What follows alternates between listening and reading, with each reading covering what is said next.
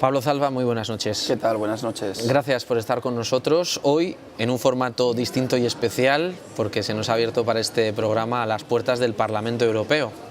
Gracias, en primer lugar. Gracias a ustedes por venir. Para mí es un honor estar hoy en esta casa, que en parte es mi casa y en parte es su casa. Pues gracias. La verdad es que uno cuando viene aquí le cambia la concepción y la forma de ver las cosas. Pero claro, es imposible traer a todos los navarros a esta institución para que la conozcan de primera mano. ¿Cuál es la alternativa? ¿Qué alternativa queda? Aparte de que los medios también difundamos el mensaje, cuando tenemos unas elecciones europeas a la vuelta de la esquina el próximo 25 de mayo. Bueno, yo creo que es importante y es un trabajo de todos acercar las instituciones europeas a todos los ciudadanos. Yo creo que los políticos que trabajamos en el ámbito europeo tenemos una responsabilidad muy importante. También los medios de comunicación, y yo creo que es loable y hay que agradecer que hoy estén ustedes aquí, porque sin duda el efecto al que pueden contribuir ustedes es mucho mayor que el que puede contribuir esta persona trabajando persona a persona, cara a cara con cada uno de los ciudadanos. Pues es evidente que el impacto que podemos conseguir a través de los medios de comunicación es mucho más importante que el que podemos hacer nosotros cara a cara, que también tenemos la obligación de hacerlo y yo en la medida de lo posible intento también hacerlo. ¿Cómo van a conseguir las instituciones europeas, ahora que a la vuelta de la esquina, como decía, tenemos esas elecciones? Dos cosas. La primera, la abstención. De la segunda, enseguida hablamos. Pero esa abstención que se presupone en España de cara a esas elecciones con la situación que está atravesando nuestro país. Bueno, yo creo que es obligatorio, en primer lugar, los partidos, los que trabajamos en el ámbito europeo, hacer una inmensa labor de pedagogía. Hoy en día en Europa se decide muchísimo. Hoy en día el poder que tiene el Parlamento Europeo no es comparable al poder que tenía hace 5 años. Hoy es una verdadera cámara colegislativa. La mayoría de las decisiones que se toman hoy en esta casa repercuten inmediatamente en los ciudadanos y por tanto es nuestra misión, incluso nuestra obligación, tratar de transmitirlo a los ciudadanos. Estamos pasando una difícil crisis económica, que la solución, estamos la mayoría de acuerdo, que significa más Europa, más integración económica, más integración política, y la manera en que se haga esa integración económica y esa integración política dependerá en gran parte del resultado electoral que se obtenga el próximo mes de mayo en las elecciones que se celebrarán en toda Europa. Son unas elecciones trascendentales, muy importantes, porque está en juego el futuro de Europa y por tanto está en juego el futuro de los 500 millones de ciudadanos que formamos la Unión Europea, incluidos los 40 millones de españoles, incluidos los medio millón de navarros. Por tanto, es importantísimo hacer una inmensa labor de pedagogía por parte de partidos, por parte de políticos y por parte de medios de comunicación también. Sí, pero la desafección política, eso que tanto, esa palabra que está ya tan manida, esto de que ya la política cada vez está peor vista, los políticos cada vez peor vistos, y estamos hablando de una institución que está a casi 3.000 kilómetros de Pamplona, algo menos. Pues efectivamente no es una tarea fácil y efectivamente es un contexto en el que no solo Europa está en parte desprestigiada o muchos ciudadanos culpan a Europa de muchos de los males que asolan a muchos países de la Unión Europea, sino también la clase política en general. Yo creo que tenemos que hacer un esfuerzo, todos los que trabajamos en esto que se llama la cosa pública, en trabajar en favor de los ciudadanos, que los ciudadanos perciban que trabajamos en favor de ellos, en ser transparentes, en acercarnos a los ciudadanos. Yo creo que poco a poco es importante que al menos intentemos cambiar esta percepción, que yo entiendo la frustración de los ciudadanos, estamos en una difícil situación económica, tenemos unas tasas de paro que a algunos nos parecen insostenibles y por tanto es de alguna manera comprensible esta frustración, pero el reto está ahí, el reto lo tenemos nosotros, los partidos, los que formamos los partidos, pero también yo creo que necesitamos la ayuda de los medios de comunicación que transmitan no solo una parte negativa de la política que existe, como existe en toda la sociedad, sino también algunos aspectos positivos de la política y los políticos que yo creo que existen.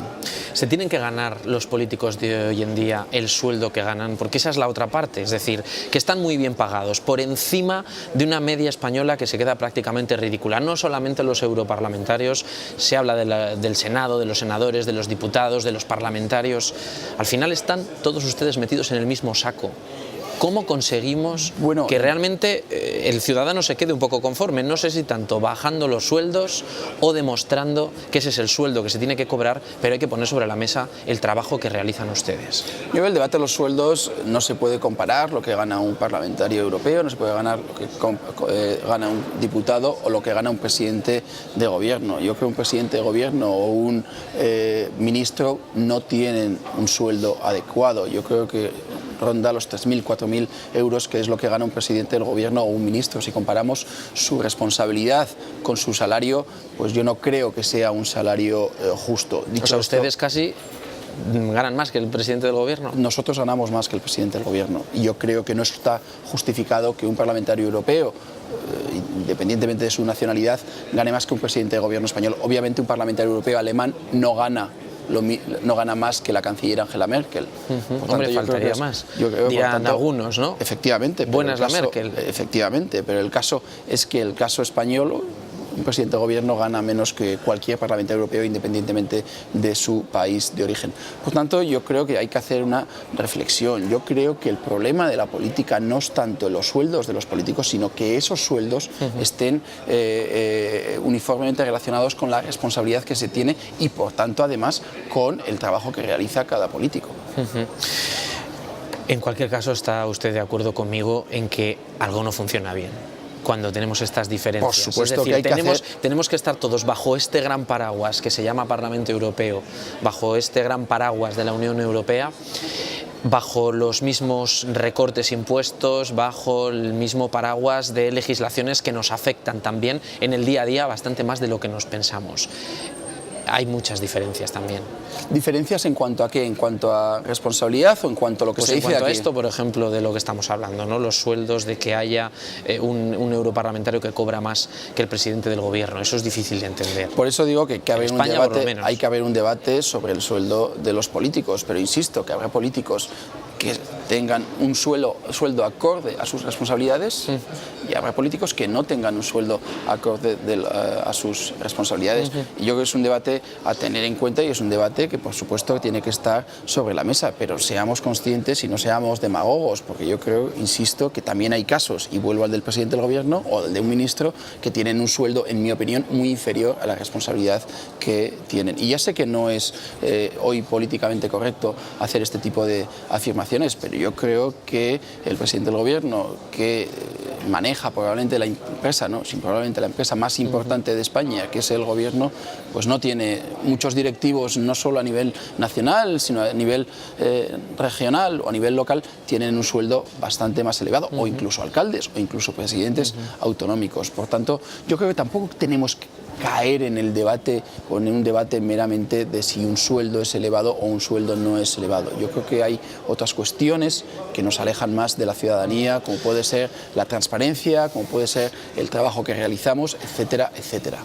No haremos debate, pero opinar a este respecto se tiene que opinar, porque muchos de los espectadores que nos están escuchando ahora mismo cobran 400 euros al mes. Por supuesto, y estoy seguro que a muchos espectadores les parece que el presidente del gobierno tiene un sueldo muy elevado, pero yo creo que tenemos que ser fríos en el debate y ver las cosas con perspectiva.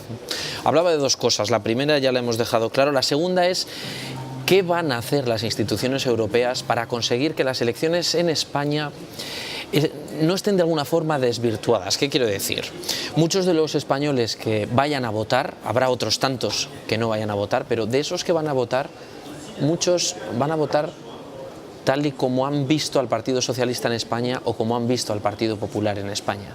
Es decir, apoyar a unos si lo han hecho bien o no y castigar a los otros si lo han hecho bien o no. Tradicionalmente es verdad que las elecciones europeas se han centrado en un debate eminentemente nacional, y parte de la responsabilidad los tenemos los que hemos formado parte de esas campañas electorales. Es verdad que la situación ha cambiado desde hace 4 años. Yo creo que el debate europeo hoy en día está día sí, día no en los medios de comunicación, está día sí, día no en la calle. Hoy sabemos que en Europa se toman decisiones importantes. Normalmente es verdad que solemos asociar las noticias o las decisiones negativas a Europa. Eso también es responsabilidad de los políticos que tratamos de alguna manera de europeizar los fracasos, europeizar las malas noticias o europeizar las decisiones difíciles y de alguna manera nacionalizar los éxitos o las buenas noticias. O sea, yo sí que creo y espero que va a haber un punto y aparte en estas elecciones y que el debate europeo va a estar encima de la mesa. Además, estas elecciones van a tener una peculiaridad que no tenían las elecciones anteriores. Los grandes bloques, partidos políticos, como la familia popular, la familia socialista o la familia liberal, van a tener un candidato a presidente de la Comisión Europea. Los socialistas ya han elegido al actual presidente del Parlamento, el señor Schulz, como candidato a presidente de la Comisión Europea, y los populares en pocas semanas decidirán quién va a ser el candidato a las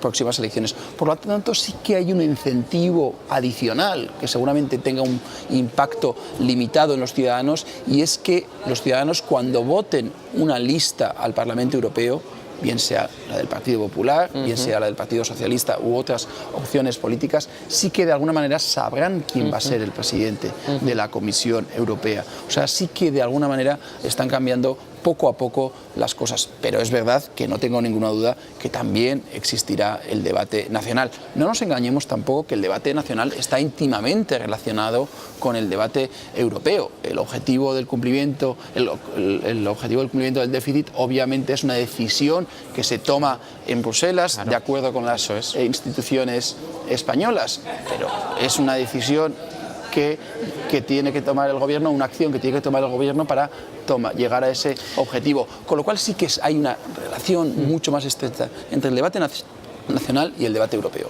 Claro, pero da la sensación también, precisamente por eso que está usted diciendo, que qué pinta el gobierno de España en todo esto si al final hemos hecho lo que no solamente dice Bruselas, sino lo que ha dicho Angela Merkel. Bueno, yo discrepo totalmente que hacemos... Esa es la sensación y no nos podemos olvidar de ello. Es decir, ustedes están muy confiados de que va a haber algo nuevo, de que se va a ir a votar, de que va a haber un apoyo por parte del ciudadano. Y el ciudadano en estos momentos está muy hastiado de esta historia. Y es comprensible que esté hastiado, pero pongamos y veamos las cosas con perspectiva. Es verdad que estamos en una crisis económica cuya solución, hay cierta unanimidad, se basa en mayor integración económica. ¿Cuál ha sido la causa de esta crisis? Que las políticas fiscales de algunos Estados miembros, y vamos a poner un ejemplo, el caso de Grecia, que es evidente, ha puesto en cuestión todo el proyecto europeo, ha puesto en cuestión la propia supervivencia de la moneda única del euro. Por lo tanto, tenemos que ser conscientes que lo que hace un país tiene un impacto en el resto. Por tanto, es evidente que tenemos que ponernos de acuerdo para, de alguna manera, vigilar que los Estados miembros, sobre todo los que formamos la zona euro, no hagamos políticas fiscales que pongan en peligro el resto de la zona euro. Eso ya se ha hecho. Se llama un paquete legislativo que es el Two-Pack, que por primera vez entra en vigor este año, y que los presupuestos de los Estados miembros de la zona euro, antes de que se aprueben en el Congreso de los Diputados, se envían a Bruselas y la Comisión Europea tiene que dar el visto bueno. Eso por una parte. Respecto a lo de Angela Merkel, yo creo que es injusto decir que quien toma las decisiones en el seno de la Unión Europea es Angela Merkel. Le voy a poner 2 ejemplos. Angela Merkel hace unas semanas dijo que a Alemania le convenía una subida de tipos de interés. A los pocos días, ni siquiera una semana más tarde, a los pocos días, el Banco Central Europeo rebajó los tipos de interés. Con lo cual, es fácilmente deducible que no le hicieron caso a la señora Merkel.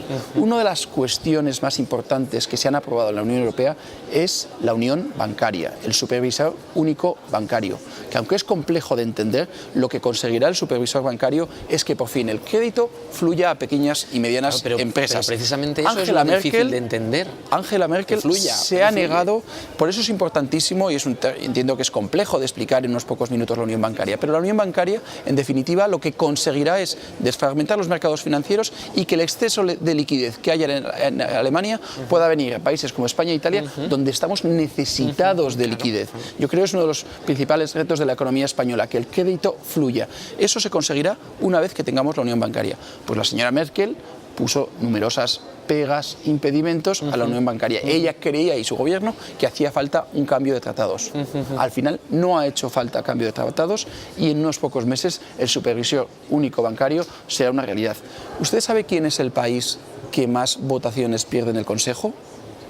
El Reino Unido. El segundo país que más votaciones pierde el Consejo es Alemania.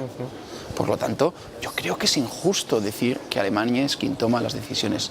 Alemania tiene influencia, lógico y elemental, porque se trata del país más poblado de la Unión Europea y se trata de la economía más fuerte de la Unión Europea. Es normal que su voz, cuando menos, se escuche. Pero no es verdad que Alemania es quien decide en el seno de la Unión Europea. Pues hagamos por parecernos más a Francia, que es el país que las gana todas. Efectivamente, pues es el país que nunca pierde votaciones en el Consejo. Ya sabemos a quién nos tenemos que arrimar. Corrupción. Esa es la otra parte. Usted, yo sé que está empeñado en construir en esta entrevista, yo no estoy interesado en destruir, pero la corrupción es esa otra baza que hay que tener en cuenta de cara a esas próximas elecciones. Estamos ahora mismo en España cansados ya de escuchar escándalos, tanto por la izquierda como por la derecha, por el centro. ¿Esto se va a terminar algún día? Yo espero que sí. ¿O hay que sacar a los que están y meter a gente nueva que venga con otro tipo de compromisos? Mira usted, yo creo que en política el que comete un acto de corrupción tarde o temprano sale a relucir. Yo estoy convencido de ello. Y por tanto yo creo que obviamente hay demasiados, excesivos casos de corrupción. Eso nadie lo va a negar. Pero yo creo que vamos en la dirección en que cada vez somos conscientes de que tenemos que ser ejemplares. No solo los políticos, sino en general toda la sociedad. Pero los políticos los primeros.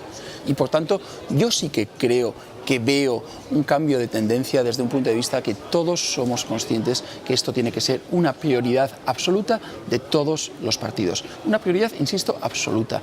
Y yo creo, y yo estoy convencido, que si estamos aquí dentro de 5 años, usted y yo, seguramente este será un problema que no es una prioridad, entre comillas, para los ciudadanos, sino que ha pasado a unas prioridades inferiores porque, de alguna manera, hemos conseguido minimizar el resultado. Obviamente, eliminar totalmente la corrupción es imposible porque somos seres humanos. Y países tan ejemplares en algunas cuestiones como Alemania, que no es en el caso de la corrupción, también han tenido sus problemas de la corrupción. El presidente de Alemania dimitió hace pocos meses por unos problemas de corrupción. En Francia, varios ministros y varios expresidentes tienen problemas con la justicia. Otra vez a España. Insisto, y en España también existen, seguramente en más medida que otros países, pero que seamos conscientes que todos tenemos que luchar contra esa lacra.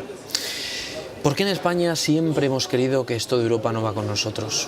Bueno, yo creo que España tradicionalmente ha sido uno de los países más proeuropeístas de la Unión Europea, por determinadas razones y circunstancias. Primero, la Unión Europea ha significado para España la consolidación de la democracia y estábamos ansiosos de democracia después de una serie de años de dictadura. Por lo tanto, significa democracia, que eso para otros países ya tenían ese proceso superado. Segundo, ha supuesto también desarrollo económico, yo creo, y los que vivimos en regiones fronterizas, que hemos visto la diferencia que había hace algunos años con Francia y que hoy esas diferencias prácticamente han desaparecido, pues tenemos que ser conscientes de lo conseguido. Y es verdad que ahora estamos pues más, o la Unión Europea o las instituciones europeas están más cuestionadas. Yo espero que sea algo que poco a poco lo debemos superar, porque es evidente que necesitamos más Europa, más integración y necesitamos poco a poco ceder más soberanía a Europa. Pues, ¿cuál es ese camino que debemos recorrer de la mano de Europa para poder entender la necesidad de esta institución, que desconozco el número de funcionarios a los que da trabajo? No sé cuánta gente trabaja en este edificio. Yo creo que varios miles de personas trabajan en este Parlamento. Somos 754 diputados y yo calculo que alrededor de 4.000 funcionarios los que trabajan en esta casa, pero tenemos que ser conscientes que somos un Parlamento, una Cámara colegisladora junto con el Consejo para 500 millones de habitantes. Pero... Bueno, pues precisamente por eso, por entender qué es lo que hay detrás de todo esto. Hasta ahora en España, no hasta ahora, hasta hace unos años en España, quienes más ayudas recibía era la agricultura, la ganadería, la famosa PAC, que yo creo que todo el mundo hemos oído hablar alguna vez de ella. Ahora ya no. Ahora ya, antes éramos menos países en la Unión Europea, ahora somos 28, ahora somos más, hay más para repartir, no sé si tanto para repartir, pues probablemente haya menos. Igual estamos mal educados en esperar de Europa recibir y no tener precisamente que ofrecer. Bueno, yo creo que Europa hay que recibir y que a Europa hay que dar. El caso concreto de la PAC es algo que es verdad que causa polémica. Yo me acuerdo que cuando llegué a esta casa me explicaron de una manera muy gráfica la importancia de la PAC. La PAC es capital para garantizar que usted y yo cada mañana cuando nos levantemos abramos la nevera y haya alimentos. Sin la PAC seguramente esas garantías serían más dudosas. Por tanto es absolutamente... O más caras incluso. O más caras y seguramente estaríamos a expensas de lo que pueda ocurrir pues, en el norte de África, que sí, la primavera árabe podría cortar el suministro, etcétera, etcétera. Por tanto, yo soy un firme defensor de la PAC. Además, la PAC, en mi opinión, es un ejemplo del buen hacer político en los últimos tiempos. La PAC, y en el caso de España, va a ser un éxito cuando la votemos probablemente en el mes de diciembre. ¿Por qué va a ser un éxito? Como usted decía, somos más estados para repartir, somos más ciudadanos para repartir y a pesar de ello, los fondos asignados para España no se reducen, con lo cual ya es un éxito. ¿Y por qué este éxito? Pues que hemos contado con un ministro que ha entendido la importancia de este Parlamento, que ha entendido la importancia de las comunidades autónomas, que ha hecho un trabajo conjunto, Parlamento, incluidos todos los grupos políticos, pero principalmente populares y socialistas, que ha hecho un trabajo de coordinación con las comunidades autónomas y trabajando juntos, remando todos en la misma dirección, hemos conseguido algo que hace algunos meses era impensable, que los fondos de la PAC se mantengan estables para España. Por tanto, reflexionemos si podemos hacer eso en la PAC, porque no podemos hacerlo en otros campos de la política. ¿Qué otras materias debemos tener en cuenta para entender que España está dentro de la Unión Europea? Bueno, ¿qué legislaciones nos afectan y probablemente no lo sabemos? Bueno, yo creo que hay multitud de ejemplos de legislaciones que nos afectan. Voy a darle dos ejemplos adicionales aparte de la PAC. Hace algunos meses la Comisión Europea decide revisar la directiva del tabaco. En unos primeros borradores decide prohibir las máquinas de tabaco con el objetivo de dificultar el acceso de los menores a la compra de tabaco. Esto hubiera sido terrible para algún sector importante de la economía navarra, puesto que 3 de los 4 fabricantes más importantes de Europa están localizados en Navarra. Por tanto, trabajamos conjuntamente con el Gobierno de Navarra, trabajamos conjuntamente con los fabricantes y logramos convencer a la Comisión Europea que el problema no eran las máquinas de tabaco, sino que eran parte de la solución. Nos escucharon, nos atendieron y entre todos conseguimos que el borrador, que la propuesta que la Comisión Europea envió al Parlamento Europeo no incluyera la prohibición de las máquinas de tabaco. Imagínense ustedes que no hubiéramos estado atentos. Pues teníamos el peligro de que esa nueva directiva del tabaco, que era necesaria, hubiera incluido una prohibición de las máquinas de tabaco, hubiera supuesto un perjuicio a los fabricantes y a los trabajadores, obviamente. La política comercial de la Unión Europea. Yo soy de los que pienso que la internacionalización de nuestra economía, que la exportación de los productos que fabricamos y servicios que suministramos serán el pilar de la recuperación económica y serán el pilar de nuestra economía en los próximos años. Para eso hace falta una serie de acuerdos comerciales como el de Corea o Japón, que por razones obvias pueden tener un impacto significativo en la industria automovilística europea. Pues bien, gracias a un seguimiento exhaustivo de esos acuerdos, insisto, trabajando conjuntamente el Gobierno de España, colaborando con el Gobierno de Navarra y trabajando con todos los grupos políticos aquí en el Parlamento, conseguimos mitigar los efectos o las consecuencias que la industria automovilística, que es capital para Navarra, que es capital para el resto de España, pues puedan tener estos acuerdos comerciales. ¿Qué se respira por estos pasillos cuando se habla de España, cuando se habla del rescate, cuando se habla de la economía sumergida? Pues mire usted, sorprendentemente la visión de España ha cambiado radicalmente en pocos meses. Y digo sorprendentemente porque hemos pasado de ser un país estigmatizado a ser un país ejemplar. Yo creo hoy que la visión que tienen en Europa hoy de España es incluso mejor que la realidad. Yo le voy a contar una anécdota. Hace poco vino el presidente del Banco Central Europeo. Yo le pedí, le sugerí, como cada una de sus visitas, que por favor haga algo para que el crédito fluya a pequeñas y medianas empresas. En mi opinión es la principal prioridad y a corto plazo una de las soluciones viene el Banco Central Europeo. Luego, hablando a solas con él, cuando acabó la intervención, le pedí y le insistí otra vez en la necesidad de que haga algo. Él me dijo, con una media sonrisa, que era italiano y que comprendía el problema. Pero a continuación, con otra leve sonrisa, me dijo: de todas formas, no se quejen ustedes, que están yendo las cosas mejor de lo que nadie preveía. Las exportaciones, que hace 2 años representaban el 20% del Producto Interior Bruto, ya casi representan el 35% del Producto Interior Bruto. Aún y todo, le dije: presidente, queda mucho por hacer, queda tanto por hacer. Pero esa no es la percepción que hay hoy de España, que se ha hecho mucho y que se ha hecho mucho en la buena dirección.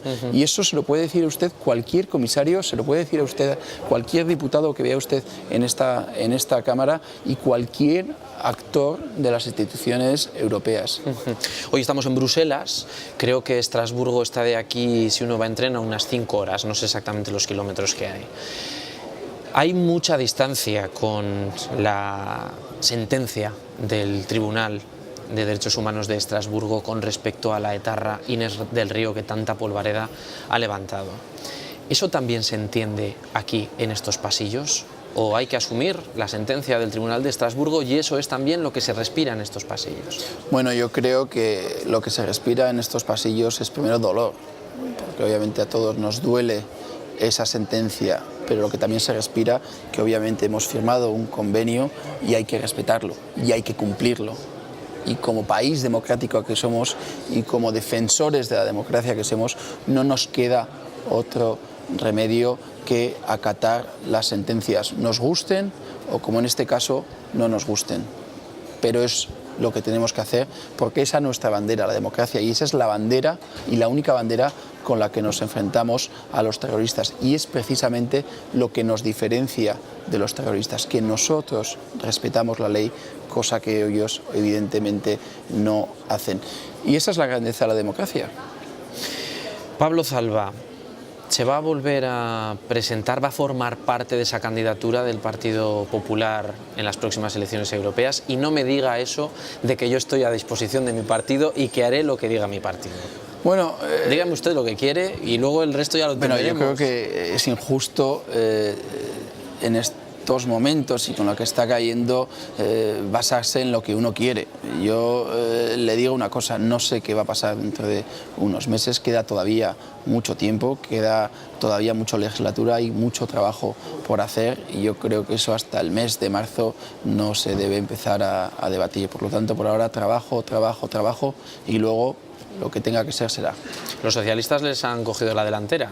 Bueno, los socialistas nos han cogido la delantera en cuanto al presidente de la Comisión Europea, pero los socialistas españoles ni tienen elegida cabeza de lista, ni tienen menos aún elegida la lista que va a componer, de la lista de diputados que van a proponer a los ciudadanos. Pues aquí terminamos. Pablo Zalba, muchísimas gracias. Esperemos volver antes de las elecciones, porque desde luego no sé si los espectadores habrán quedado convencidos de la importancia de votar en esas elecciones europeas, pero de lo que sí que nos vamos convencidos es de que aquí se toman decisiones que nos van a afectar, nos guste o no. Efectivamente, aquí se toman decisiones y ojalá estén aquí pronto, esta es su casa y para mí es un honor poder recibirlos aquí. Muchísimas gracias y buenas noches. Gracias a ustedes. Gracias.